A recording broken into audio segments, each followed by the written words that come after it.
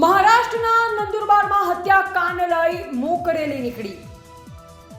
ગુજરાત, મહારાષ્ટ્ર, મધ્યપ્રદેશથી આદિવાસી સમાજના આગેવાનો, યુવાનો મોટી સંખ્યામાં રેલીમાં જોડાયા। ગત દિવસો પહેલા નંદુરબારમાં આદિવાસી યુવકની ચાકુમારી હત્યા કરવામાં આવી હતી, જેમાં આરોપીને ફાંસીની સજા આપવામાં આવે તેવી માંગ સાથે આજે નંદુરબારમાં મૂક રેલી, શાંતિ રેલી કરવામાં આવી છે।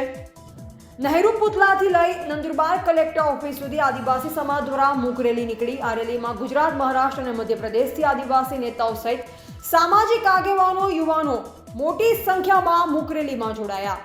રિપોર્ટર સુહાસ વળવી, કુકરમુંડા, તાપી।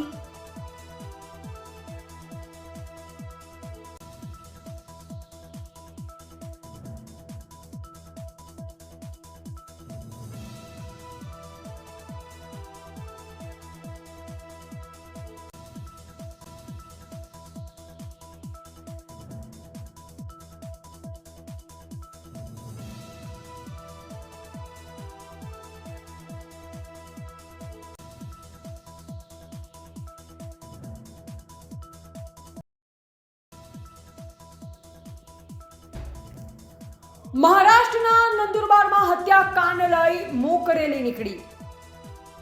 ગુજરાત, મહારાષ્ટ્ર, મધ્યપ્રદેશથી આદિવાસી સમાજના આગેવાનો, યુવાનો મોટી સંખ્યામાં રેલીમાં જોડાયા। ગત દિવસો પહેલા નંદુરબારમાં આદિવાસી યુવકની ચાકુમારી હત્યા કરવામાં આવી હતી, જેમાં આરોપીને ફાંસીની સજા આપવામાં આવે તેવી માંગ સાથે આજે નંદુરબારમાં મૂક રેલી, શાંતિ રેલી કરવામાં આવી છે। નહેરુ પુતલાથી લઈ નંદુરબાર કલેક્ટર ઓફિસ સુધી આદિવાસી સમાજ દ્વારા મૂક રેલી નીકળી। આ રેલીમાં ગુજરાત, મહારાષ્ટ્ર અને મધ્યપ્રદેશથી આદિવાસી નેતાઓ સહિત સામાજિક આગેવાનો, યુવાનો મોટી સંખ્યામાં મૂક રેલીમાં જોડાયા। રિપોર્ટર સુહાસ વળવી, કુકરમુંડા, તાપી।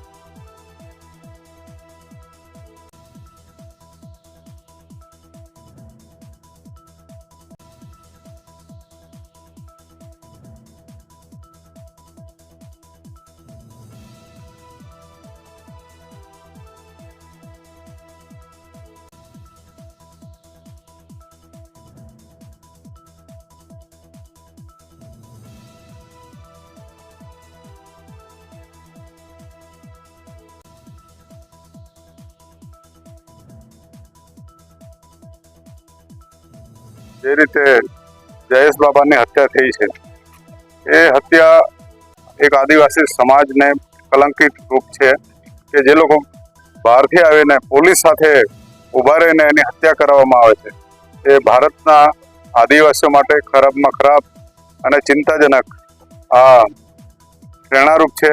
આજે નંદુરબારની અંદર જે રેલી મૌન રેલી કાઢવામાં આવી છે, એ રેલીની અંદર મને પણ એક લાગ્યું કે મારે એની અંદર જવું જોઈએ। મારા પ્રોગ્રામ બધા ત્યાં કેન્સલ કરીને મને અહીંથી ઘણા એમના ફોન આવ્યા, સતીશભાઈ, સગુના ઓર સાંગલિયાભાઈ, બધાના ફોન આવ્યા અને અમે એ રેલીમાં અમારા માજી શરદભાઈ, એક્સ MLA અમે સાથે બધા રેલીમાં નીકળ્યા છે અને આવનારા સમયની અંદર અમે બતાવી દઈશું કે આ સમાજ પર કોઈ આંખ બી ઊંચી કરશે. આ તો છેતરીને હત્યા કરવામાં આવી છે, પણ હવે પછી આંખ બી ઊંચી કરશે તો આદિવાસી વિસ્તારની અમે મોટામાં મોટા આંદોલન કરીશું.